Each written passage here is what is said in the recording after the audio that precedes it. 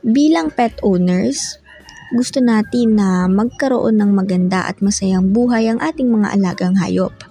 Dahil kadalasan at karamihan sa ating mga pusa ay nasa loob lang ng bahay, gusto natin na malayo sila sa panganib at maiwasan ang mga potential health risks. Pero kalakip din ng pagiging indoor cats nila ang boredom at lack of exercise na naglilid naman sa physical at emotional stress. Ayon sa isang pag-aaral sa Ohio State University, ang mga healthy cats daw ay nagpapakita din ng signs of illness kapag sila ay nasa-stress. Kaya naman mahalaga na aware tayo sa nararamdaman ng ating mga alagang pusa para maagapan at maiwasan ang health problems na ito. Kaya nga narito ang mga helpful tips na pwede nyong gawin to make sure na sila ay healthy at masaya. Una ay bigyan sila ng sarili nilang private space. Para sa mga pusa, ang kanilang territory ang isa sa mga pinaka-importante na dapat meron sila lalo kung may mga kasama pa silang ibang pets sa bahay. Ang ilang pusa ay very friendly at social, pero karamihan sa mga pusa ay independent by nature. Kailangan nila ng private space na kung saan pwede nilang taguan. Second is healthy diet and plenty of water.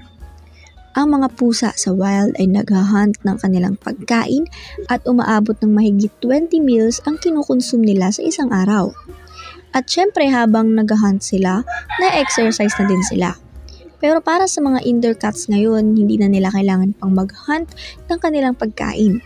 Kadalasan masyadong maraming calories ang kinukonsume nila at hindi na din gaanong nakakapag-exercise.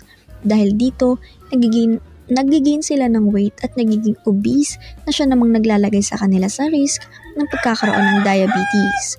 Kaya nga important din na mag-provide sa kanila ng mga canned food dahil nagbibigay ito sa kanila ng sapat na moisture at protein para sa kanilang diet. Make sure din na ang kanilang iniinom ay laging fresh water.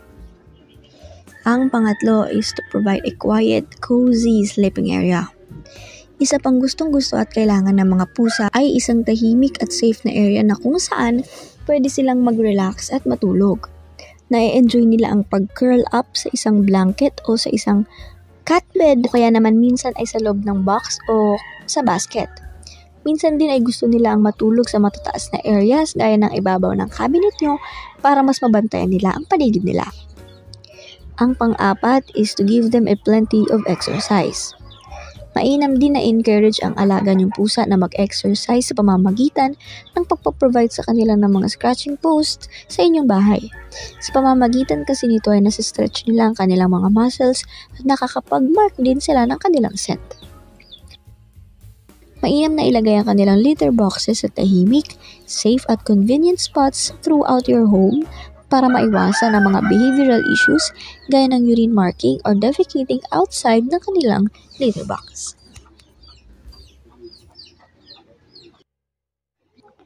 So ayun lang po muna para sa video na ito. Sana'y nakatulong ito para sa inyo at sa inyong mga alagang pusa.